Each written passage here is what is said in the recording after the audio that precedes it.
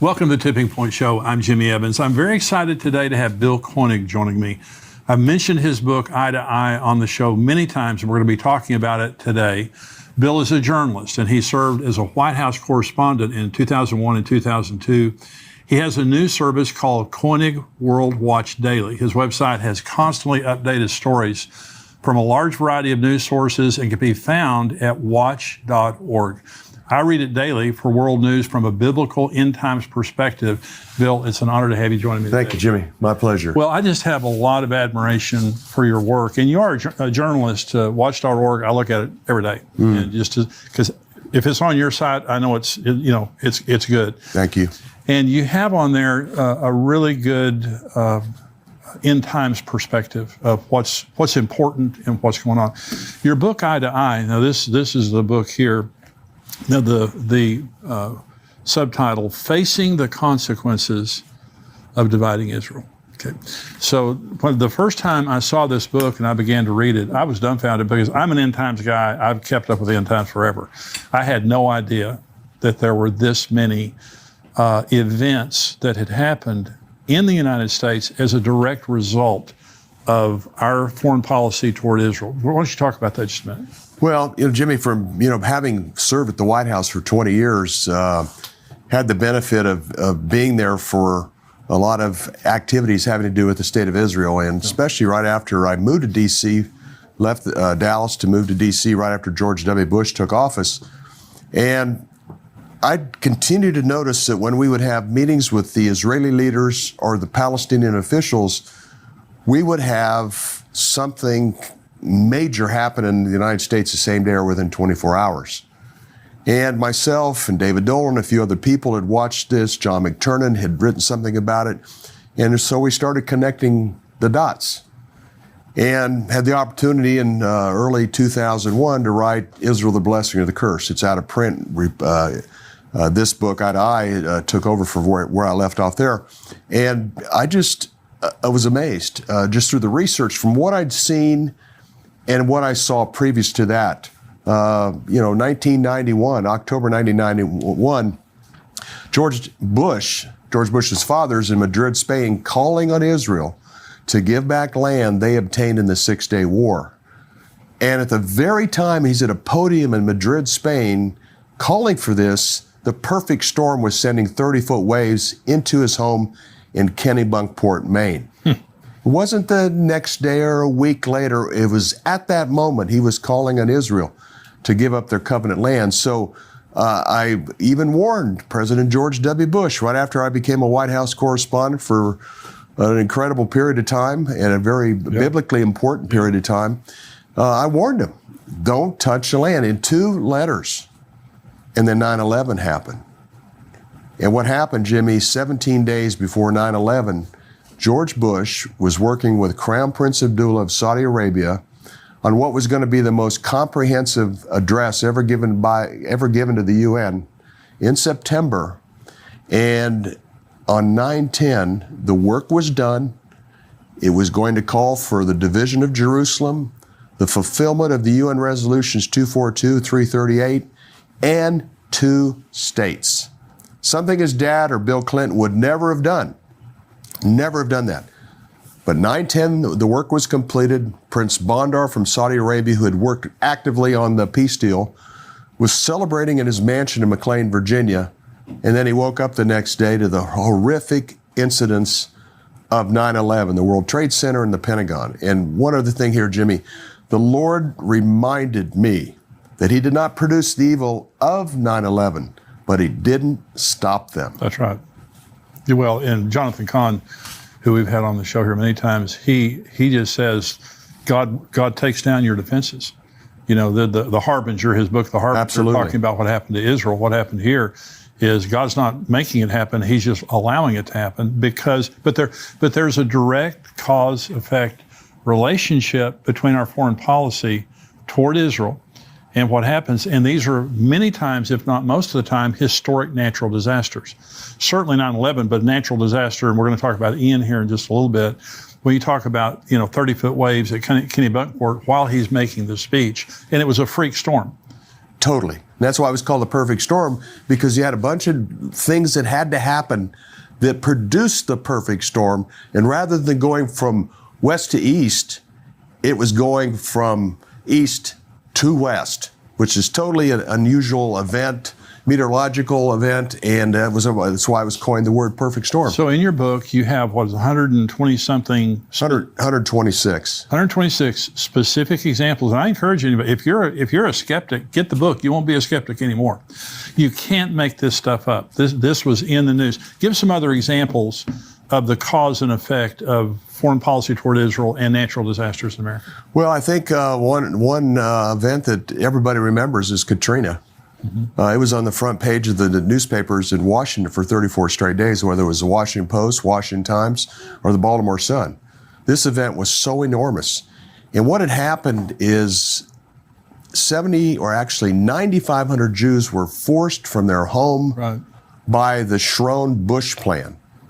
And within a few hours of the final eviction of Jews that the Lord had put in their heart to occupy this land, a weather-related storm, even a remnant of a storm that was near the Bahamas, developed into a tropical depression, and within 48 hours it was Tropical Storm Katrina, then Hurricane Katrina. And it was devastating. And I had a friend that had been at the White House for quite a few years, 30 years actually, and she said that President George W. Bush never got over the consequences of 9/11 and Hurricane Katrina. Hey, that's significant. That's exactly right. So the Joel 3, God is saying, I'm going to bring all the nations in judgment. And talking about the Valley of Jehoshaphat, it's talking about the Battle of Armageddon. And it says, because they've scattered my people among the nations and they've divided up my land. And so the premise of your book here is God is angry. God is angry with the United States, not necessarily our viewers, not necessarily you and me, but when we elect presidents, especially in this case presidents, when we elect people whose foreign policy toward Israel allows for the division of the land, allows for the two-state solution. Now, this is true today with our president and the prime minister, the current prime minister of Israel, Lapid. And so let's just get political here for just a minute. Not Democrat, Republican, but helping people to understand the consequences of how they vote. So Israel, if you're walking into a voting booth, the foreign policy is a big issue with you, right? Without a doubt. And one other note, I have 126 events in Eye to Eye, and then we had about another 12 during President Trump's time in office. And we've had almost $1 trillion worth of weather-related disasters that corresponded to what we were doing with Israel at the time. And even beyond that, Jimmy, 9/11 cost us $6 to $7 trillion. Wow. And the coronavirus cost us $6 to $7 to $8 trillion. And both of those have a connection to what we're doing with the land of Israel. So to phrase this is the God of Israel, as you know, the God of Israel gave Abraham, Isaac, and Jacob the land from the Euphrates to the great river, the river in Egypt. Right. And this is the covenant land of Israel. Israel's never occupied that. No. But as you know, this is his land. It's holy land.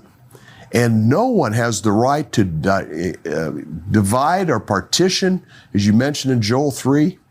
This land is special. It's God's land. Yeah. And anytime someone attempts to create an Arab state in Judea, Samaria, and East Jerusalem, the biblical heartland of Israel, there are consequences. And I also noticed the greater the pressure on Israel to divide this land, the greater the corresponding catastrophe. No, that's very interesting.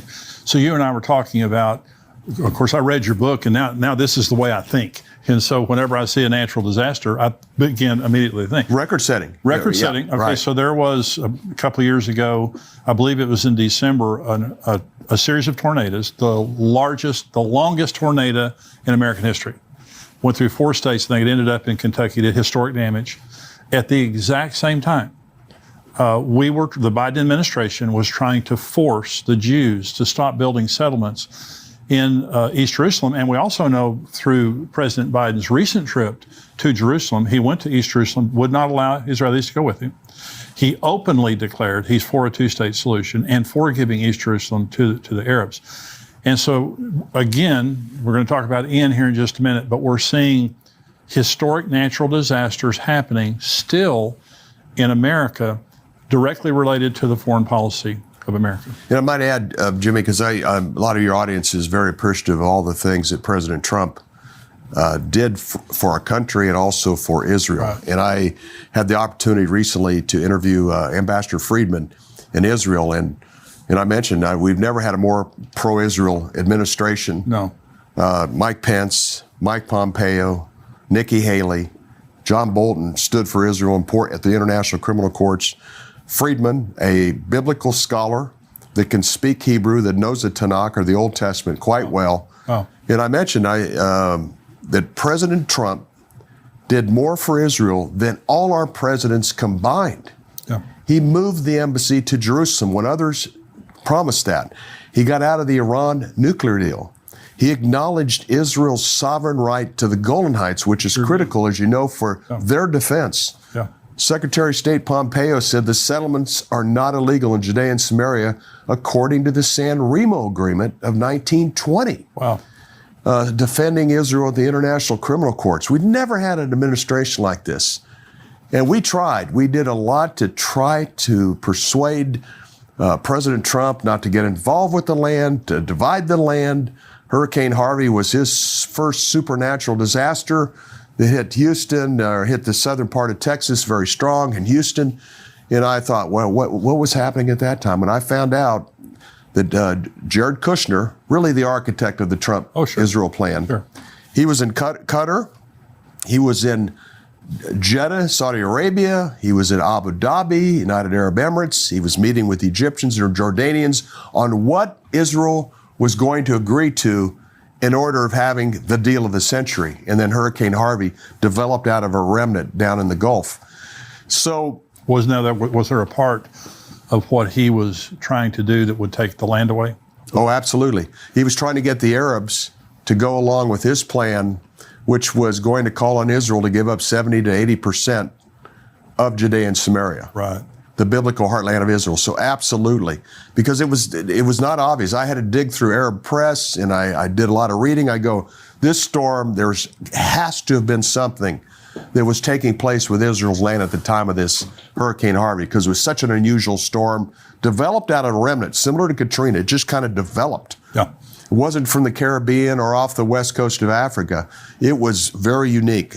And then I found that out, and we lobbied hard. You know, President Trump, don't do it, don't get involved, don't push, and we pushed hard. But there was also others that were within the Christian community that were excited about the Kushner-Trump peace plan. Well, and Jared Kushner had a huge amount of influence on Trump in that area. Enormous. In that arena. Absolutely. So you quote Zechariah on your website, watch.org, Zechariah 12, that God's going to make the Jerusalem a burdensome stone. Absolutely. And anyone who tries to touch it is going to be cut in pieces. Do you believe that we're living in that day, obviously, where Jerusalem has become the international issue and to those surrounding nations? No doubt about it. And I think, Jimmy, what's fascinating about all this, despite our president's errors, they are just accelerating final day events to the conclusion of an eventual peace deal. When I talk to audiences, I said, Bush and Clinton and George W. and Obama and Trump all had a biblical prophetic role. And I think what's important, and things really accelerated dramatically, January 28, 2020 at the White House, Trump introduced his plan with Benjamin Netanyahu in the audience, and very supportive of the deal. And he came up with a map that there had never been a specific map from the administration that his people put on Twitter. So 76 million people saw this map. And within about 41 minutes of the map being posted on Twitter, we had a 7.7 earthquake shake the Miami Financial District. And usually, it's unbelievable. It is. It's unbelievable. And then that afternoon, according to Peter Navarro, things were breaking loose because of coronavirus. He was telling Fauci and Azar and Mulvaney, the chief of staff, my God. we need to do something. This is going to be a disaster. We need to close the air travel to China. Look at closing it to Europe. This is going to be a disaster. They laughed off Peter Navarro. Navarro says, okay, I'm going to put this in memo. Next day, January 29, he put a memo, says this is going to cost 1 million to 2 million lives. Wow. It's going to cost us $3.7, $3.8 trillion unless we do something serious. He wrote it to the National Security Council. Also, President Trump, that day they started their coronavirus planning task force. What also happened, Jimmy, within 24 to 48 hours, every major leader around the world said, no, we have our plan. There's a Trump plan, but we have our plan, the two-state plan. We want a balance between the Israelis and Palestinians. So you had Merkel, and then you had Johnson, and then you had Macron, the Arab leaders, Erdogan and others. So within 20 to 48 hours, along with the Vatican, they all established their position. 7 weeks later, we had 3 billion people in lockdown because of coronavirus worldwide. And the direct connection, and you're making the direct connection. Now, I absolutely loved President Trump's positions on Israel. Absolutely. So the one thing that he did wrong was to allow for the division of the land of Israel. Now, it's my understanding, I actually said this in a message, and someone corrected me in this, and I want to get your perspective on this. In the deal of the century, there was a part of East Jerusalem given to the Arabs. Is that correct, or is that incorrect? Well, there's still a debate over that, Jimmy. He basically said Jerusalem's not to be divided. It's Israel's, but at the same time, there was some kind of behind-the-scenes language. It might have possibly carved a part of East Jerusalem out for the Palestinians to have a capital. You know, and I talked to Trump administration officials about this. They say, well, we never really expected the Palestinians to comply anyhow. They have a history of that. Sure. But nonetheless, they were going to be 70 to 80% of the covenant land of Israel, Judea and Samaria, was continuing. That narrative was continuing. And it continued the two-state narrative, even all the way up to the Abraham Accords of the summer leading up to the September 15, 2020 signing of the Abraham Accords. That was the narrative.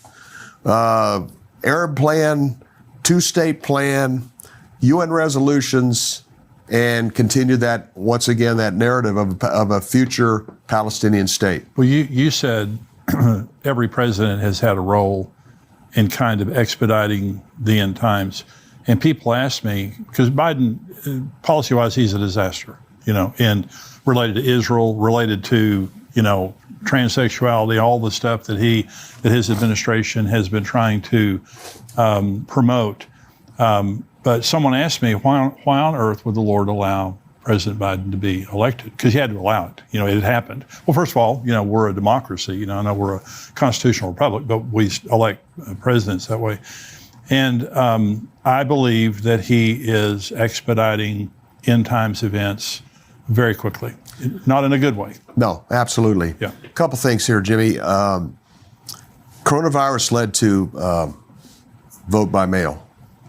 And there's always been vulnerability to vote by mail. Right. I followed the election 2020 and thereafter, even to this day, on the way out here, I'm still following it closely. I believe there was things that happened that affected the outcome of that election. There was 3-4 states that were only 10 to 12,000 vote difference. Right. That was our concern, that there was going to be fraud. Yeah. He didn't win by that much because, 50, 60,000 votes in those 5 or 6 swing states, Trump would have been the president. But we had the opportunity to warn the administration that this could cost them politically if they went forward with this, and sure enough, it did. Absolutely. And that was a big concern, that if they went forward, it was going to be costly, even to the point that if you go forward, it could cost President Trump re-election. And there's no doubt it had an effect. Also, a quick note here, in the summer of 2020, there were some major record-setting hurricanes that all happened and occurred at the time of effort on the Abraham Accords. When they back off for a week or two or a month, nothing would happen. As soon as they got involved again, more hurricanes. Were they, in the Abraham Accords, were they promising to those Arab nations that there would be a division of the land of Israel? Was that a part of the Abraham Accords? Well, it was basic. What they said was, we'll stop the extension of sovereignty to 134 Jewish communities, which that's what the Arabs and the international community were after. Right. And that was part of the inducement, and that we'll move forward. My problem with the Abraham Accords, it keeps the two-state narrative going. Right. The Arab plan of 2002 was re-mentioned. Right. The UN resolutions 242, 338 were mentioned again. Right. And so that, my opinion, biblically, it's not even my opinion, biblically, Israel has the right to those 134 Jewish communities. Of course they do. Rightful extension of sovereignty. But what happened? We had a very disruptive summer, record-setting hurricanes. We had so many events, disruptive events, that they had to go into the Greek alphabet. That is incredible what was happening. But what's really interesting, September 15, 2020, in a signing ceremony at the White House, you got Netanyahu and the Emirates leader and the Bahraini leader and Trump. They signed the agreement, and down in the corner of the TV screen across the country is the signing ceremony and this new hurricane, Sally, that was developing into a monster storm. So the day of the signing, wow, it's on the screen. That night, Hurricane Sally came ashore in the southern Gulf Coast. The next day, Kushner's on all these networks talking about the Abraham Accord signing, and in the corner, once again, is this Hurricane Sally. One of my readers from the East Coast said, do you realize that Sally's Hebrew derivative is Sarah? Oh, gosh. So in other words, Hurricane Sarah, in the Hebrew name, was slamming into the southern Gulf Coast as the Abraham Accords were being signed. This was an emphasis by the God of Israel that the covenant land of Israel is for Abraham, Isaac, and Jacob, and not their descendants, because the narrative of the Abraham Accords is this land is for all descendants of Abraham. And then 72 hours later, Netanyahu goes home. Israel goes into a 3-week lockdown for Rosh Hashanah, Yom Kippur, and Sukkot. Right. And cost him 5 billion shekels. And that was one of the incentives of the Abraham Accord. We're going to make a couple $1 billion US dollars over the next couple of years. Well, they got a bad start because they're out 5 billion shekels right after the signing in the next 3 weeks. Well, one of the things that your book it did for me, and you're just making it even more vivid here, is there's a direct connection between the events that are happening in the world and what's happening in Israel. Israel is the apple of God's eye. Everything, when you go to the Bible, when the Bible says north, it's north of Jerusalem. It's south of Jerusalem. East is east of Jerusalem. God loves everybody. God loves the Arab people. But he has a special relationship with the land and the people of Israel. And so what you're saying is it's a special relationship in two ways. He blesses those who bless Israel. He curses those who curse Israel. And when you're actively working to divide that land, he takes it personally. Now, let me just say, because we're going to start talking about Hurricane Ian, the end of this age happens at Jerusalem. According to Zechariah, according to Revelation, the last scene of this age is the entire world gathers against Jerusalem. If it were not for the United States, the United Nations would have already tried to impose the two-state Absolutely. solution. Yeah. Absolutely. So only of course, now with President Biden, but you also have Lapid kind of on board. But this thing's going somewhere is what I'm trying to say. The entire Bible is focused on the nation of Israel, and prophetically, it's all going to come down to the city of Jerusalem. And so this is a big deal. So Hurricane Ian, and we are very aware, and Bill and I have talked about this, of all the suffering and the damage that's going on in Florida right now. It's horrific, and our hearts are with every person, our prayers with every person right now who has suffered or has relatives or loved ones that are suffering because of this. So nothing that we're saying we want to say in any way that's insensitive to what has taken place. But I want to say this at this time. So I want to talk about the cause and effect here. Let's start with Hurricane Fiona, because there's a connection there, and then we'll talk about Hurricane Ian. September 14th, Biden's Middle East envoy, one of his top envoys, is in the Middle East re-establishing, or not even re-establishing, but reconfirming Biden's total support of the two-state plan. This is September 14. Within a few hours, Tropical Depression 7 formed. This storm became Fiona. Fiona developed, produced a tremendous amount of rain, sat in Puerto Rico and moved on. And then the following week, the UN meetings. Right. September 21st, Biden's at the UN and reaffirms his administration's commitment to the two-state plan. And this is a time to move forward. The next day, Lapid is at the UN and talks about his full support of the two-state plan. Israeli prime ministers don't do that at the UN. Right. And you could hear a collective fury within Israel, in the political circles, the fact that Lapid, who'd been influenced by Biden to do this at the UN, and then later that afternoon, Biden congratulated Lapid for his statement about the two-state plan, and then Canada's Trudeau sent out a tweet fully supporting Lapid's comments about two-state. Fiona was working its way into the Atlantic. Some people thought it would hit Bermuda, but right after Trudeau made those statements, it made a north-northwest turn and ended up hitting Canada the next day, the most intense Atlantic storm in the history of Canada, 24 hours after Trudeau complimented Lapid on making his decision. And this is a statement we've made consistently during this interview, and that is historic.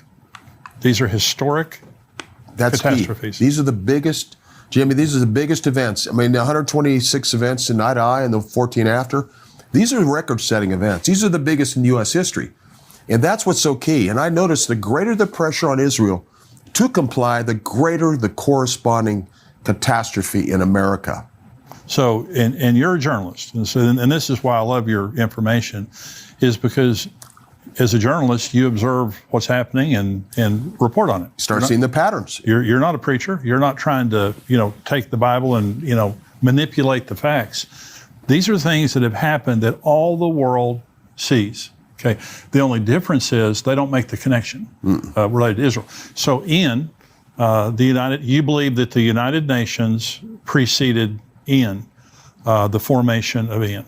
Yeah, between Biden and Lapid's comments, and then Biden's full support to the public of Lapid's comments, early September 23rd, around 5 a.m. in the morning, Tropical Depression 9 forms. This becomes Ian, and it's never the catastrophe or never the event, the weather-related event, whether it's tornado outbreaks, earthquakes, or hurricanes. It's always an event first, like what Biden did, Lapid did, and then the Tropical Depression forms. Right after. Well, Hurricane Harvey, when it hit, and I have a lot of friends down in that area, and it was just horrific. One of the churches that we're good friends with there, flooded the church, just all the area there. God isn't against Florida. God isn't against Texas. God isn't against Louisiana, or all the places where these events happen. God is against an administration that is elected popularly, but is against an administration trying to put pressure on Israel to divide up the land.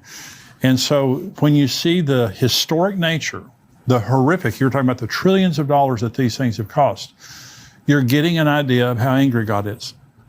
God's very angry with these, not the people, the individuals of Florida or Texas or anywhere. He's furious at the spirit that is behind these events, because it's anti-Semitism. It is against the Jews having their homeland and having it peacefully, right? That's exactly right. The biblical heartland of Israel. and I re-emphasize that the God of Israel gave the land to Abraham, Isaac, and Jacob and their descendants to occupy. That's right. And he gave the Arab and the Middle East countries a tremendous amount of land Oh, yeah. and a tremendous amount of natural resources, oil, natural gas. He blessed them enormously. Yeah. But there's this obsession, not only with the Middle East Arab leaders and Shiite and Sunnis, the international community. But that's the beauty of this is, why does a country the size of New Jersey Right. and a city of Jerusalem receive the kind of international attention it receives all the time? And it's remarkable how God has done that. And you mentioned Zechariah 12:3, Jerusalem will become a burdensome stone. Yeah. Every Middle East leader right now, and every leader of the world, is in favor of dividing the city of Jerusalem. Yeah.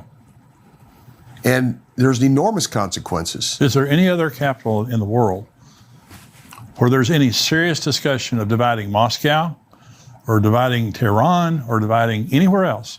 Only Jerusalem. And the Arabs were not interested in Israel, the land of, back then, Palestine. They weren't interested until Israel was interested. And then everybody starts acting like it's something really valuable. It was a wasteland when Israel came back. Absolutely. And now, every time I go back, and we're going back again in December, every time I go back, it's more beautiful all the time. The Jewish control part. Incredible. It's incredible. So, Bill, watch.org is one way that people, and I really do encourage you to look at his website regularly, because it's just full of really important news. I like the way your website's formatted, because it's simple, but it just gives you really great headlines there. Is there any other way that people need to contact you, or just at watch.org? Yeah, watch.org. And also we're developing a site, reach1billion.com. The site is in place. And the purpose of that is we have 1 billion people worldwide that attend replacement theology churches. Yes, they do. That's 100 million in America. Protestants and Catholics have no understanding of the biblical significance of the days we're living in the state of Israel. And then at watch.org, every Friday I put out a weekly summary of world news that's biblically relevant. It's a subscription. And the key is, and it's difficult to keep it to 18 to 20 pages, as you can relate to, Jimmy, but it's just kind of a summary of what's happening Israel, Middle East, biblically related. And then also we focus a lot on domestic issues in the United States that affect us as Christians. Well, thank you, Bill, for being with me. I want you to come back now.